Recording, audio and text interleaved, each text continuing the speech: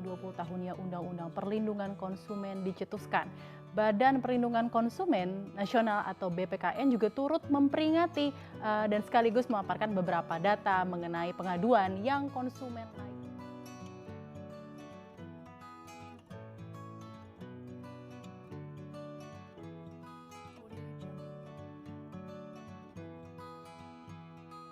Assalamualaikum warahmatullahi wabarakatuh. Perkenalkan, nama saya Nuriska Dwi Arimbi. Saya dari Prodi PIP S1 semester 7, Fakultas Ilmu Tarbiyah dan Keguruan, Universitas Islam Negeri Sumatera Utara. Adapun tujuan saya membuat video ini adalah untuk memenuhi tugas ujian akhir semester pada mata kuliah kajian White Collar Crime dengan dosen pengampu Ibu Asrina Mardia, SHI M.Hum. Adapun pada video kali ini saya ingin memaparkan mengenai kejahatan terhadap konsumen. Baik, sebelum saya memaparkan lebih jauh mengenai kejahatan konsumen, ada baiknya kita mengetahui apa sih artinya kejahatan konsumen itu. Jadi, kejahatan konsumen itu adalah suatu jenis kejahatan, kebanyakan merupakan white collar crime yang dilakukan oleh seseorang atau badan hukum dengan sengaja atau tidak sengaja. Tindakan di mana bertentangan dengan hukum pidana sehingga diancam dengan hukuman pidana dan dapat merugikan material dan imaterial kepada para konsumen sebagai pemakai akhir dari suatu produk yang melibatkan baik itu produk barang ataupun produk jasa, termasuk kerusakan dari produk itu sendiri maupun cara memproduksi, menjual, memasarkan, mengiklankan, atau menyusun kontrak terhadap produk tersebut. Kejahatan di mana dilakukan oleh pihak produsen, pemasok, distributor, agen, penjual eceran atau pihak-pihak lain dan sebagainya. Nah, menurut Hans W. Miklitz, seorang ahli dari hukum konsumen dari Jerman, dalam ceramah di Jakarta pada tanggal 26 sampai 30 Oktober 1998. Beliau ini menurut beliau secara garis besar dapat dibedakan dua tipe konsumen, yaitu yang pertama itu konsumen yang terinformasi atau well informed. Ciri-ciri konsumen tersebut yang pertama itu memiliki tingkat pendidikan tertentu, kemudian mempunyai sumber daya ekonomi yang cukup, lalu yang ketiga itu lancar berkomunikasi. Selanjutnya itu ada konsumen yang tidak terinformasi. Ciri-cirinya itu kurangnya pendidikan, termasuk kategori atas menengah ke bawah, atau yang ketiga ini tidak lancar berkomunikasi. Baik, kita beralih ke informasi lain. Pemirsa, Polsek Jati Asih bersama Polda Metro Jaya menggerebek rumah produksi kosmetik palsu di kawasan Jati Asih, Bekasi. Dalam penggerebekan tersebut, petugas berhasil menyita beberapa karung terigu yang digunakan sebagai bahan pembuat masker wajah.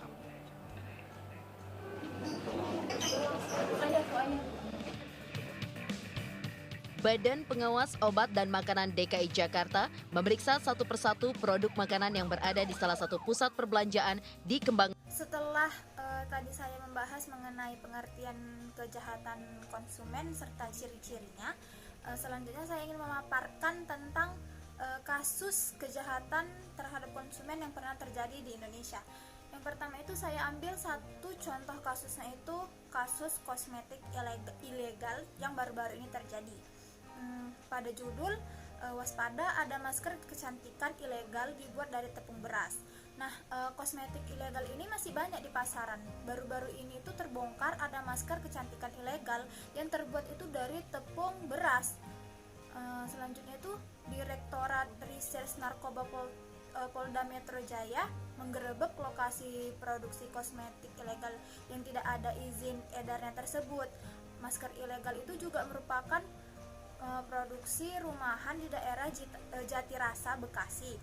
Kemudian penggerebekan itu dilakukan pada hari Kamis tanggal 28 Januari 2021 pada malam hari berhasil mengungkap bahan berbahaya kosmetik tidak memiliki izin edar. Kemudian masker tersebut dibuat dengan bahan-bahan yang dibeli di pasar Jati Asih, Bekasi.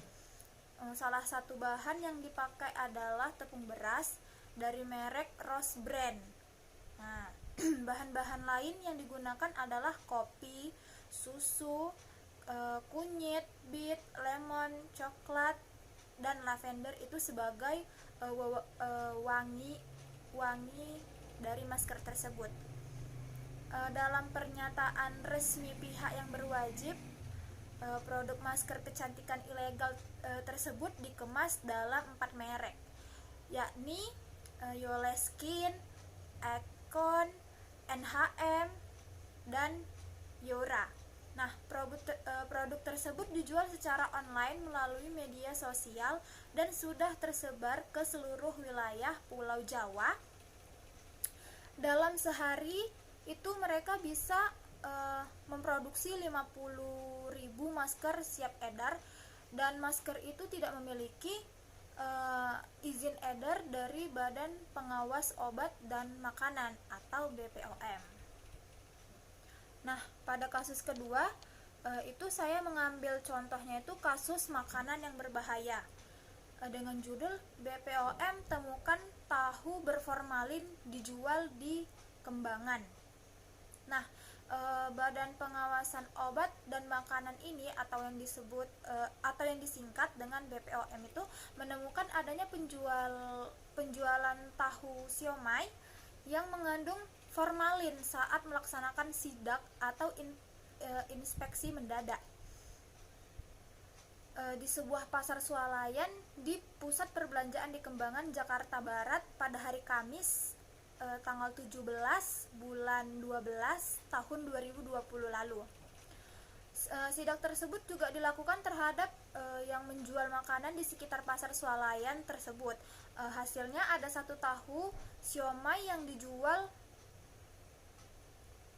satu tenan itu mengandung formalin. Kemudian kepala Balai BPOM DKI Jakarta itu yang bernama Bapak Safriansyah itu beliau menjelaskan hanya tahu yang merupakan isi dari siomay yang mengandung formalin, sementara siomay sendiri aman untuk dikonsumsi. Kemudian tahu tersebut merupakan produk curah yang dibeli penjual dari pemasok lain. Kemudian Bapak Safriansyah itu langsung memanggil penjual tahu tersebut dan memintanya untuk membuat pernyataan untuk tak lagi menjual produk tersebut. Kemudian pihak BPOM itu segera mengamankan produk tersebut dan berjanji akan menelusuri pemasok produk berformalin tersebut. Pada saat itu pihak BPOM mengambil 30 sampel dari penjual berformalin tersebut. Kemudian pada sidak tersebut juga Bapak Syafriansyah itu menyatakan menemukan beberapa produk pangan yang tak memenuhi standar penjualan. Beliau juga bersama timnya menemukan beberapa produk yang tidak memenuhi ketentuan. Pertama itu ada yang kadaluarsa, 2 jenis, yakni snack dan kerupuk singkong balado.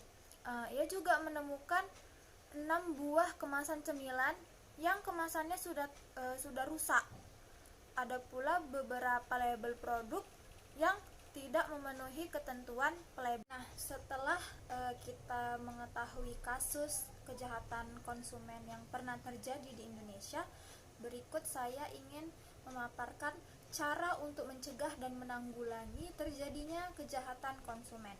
Nah, untuk melindungi kepentingan konsumen di Indonesia, maka dibuatlah Undang-Undang Nomor 8 tahun 1998 tentang perlindungan konsumen. Nah, peraturan ini itu diharapkan dapat meningkatkan harkat dan martabat konsumen yang pada gilirannya akan meningkatkan kesadaran, pengetahuan, kepedulian, kemampuan, serta menumbuh kembangkan sikap pelaku usaha yang bertanggung jawab. Nah, pada pasal 5 Undang-Undang Nomor 8 Tahun 1968 tentang perlindungan konsumen. Kewajiban konsumen itu yang pertama, membaca atau mengikuti petunjuk informasi dan prosedur atau pemanfaatan barang atau jasa demi keamanan dan keselamatan. Lalu yang kedua itu beritikat baik dan melakukan transaksi pembelian barang atau jasa. Dan yang terakhir itu membayar sesuai dengan nilai tukar yang telah disepakati. Lalu pada pasal 4 Undang-Undang Nomor 8 Tahun 1998 tentang perlindungan konsumen. Hak konsumen itu ada banyak. Yang pertama itu hak atas kenyamanan, keamanan, keselamatan mengkonsumsi barang atau jasa. Lalu yang kedua itu hak untuk memilih barang atau jasa serta mendapatkan barang atau jasa tersebut sesuai dengan nilai tukar atau kondisi serta jaminan yang dijanjikan. Lalu yang ketiga itu hak atas informasi yang benar, jelas, dan jujur mengenai kondisi dan jaminan barang atau jasa. Yang keempat, hak untuk didengar pendapat dan keluhannya atas barang dan jasa yang digunakan. Lalu yang kelima, hak untuk mendapatkan advokasi perlindungan dan upaya penyelesaian sengketa perlindungan konsumen terhadap konsumen secara patut. Yang keenam itu hak untuk mendapatkan pembinaan dan pendidikan konsumen. Yang ketujuh itu ada hak untuk diperlakukan atau dilayani secara benar dan jujur serta diskriminatif. Dan yang terakhir itu konsumen memiliki hak yang diatur dalam ketentuan peraturan perundang-undangan lainnya. Nah, kalau salah satu cara untuk mencegah dan menanggulangi terjadinya kejahatan konsumen adalah dengan memberdayakan yang pertama, Badan Penyelesaian Perselisihan Konsumen. Yang kedua itu Badan Perlindungan Konsumen Swadaya Masyarakat. Lalu yang ketiga itu ada lembaga perlindungan konsumen resmi dari pemerintah. Lalu yang keempat itu pembentukan ombudsman konsumen. Dan yang terakhir itu ada pemboikotan produk. Baik, sekian dari pemaparan laporan mini riset saya. Lebih dan kurang saya mohon maaf, kepada Allah saya mohon ampun. Wabillahi taufiq walhidayah. Wassalamualaikum warahmatullahi wabarakatuh. Semoga bermanfaat.